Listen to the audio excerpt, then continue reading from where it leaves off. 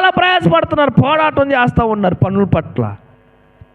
ఆ ప్రయాస, ఆ కష్టము అనేది దేవుని పట్ల కూడా నువ్వు చూపించగలిగితే, దేవుని పట్ల కూడా నీవు మొగ్గు చూపగలిగితే, దేవుని యొక్క పని పట్ల కూడా, దేవుని పరిచర్య పట్ల, దేవుణ్ణి ఆరాధించడానికి నీవు కూడా అదే తృష్ణ కలిగి ఉంటే గనుక దేవుని చేతి పనైన నిత్య జీవమైన పరలోక పట్టణము నీదవదా?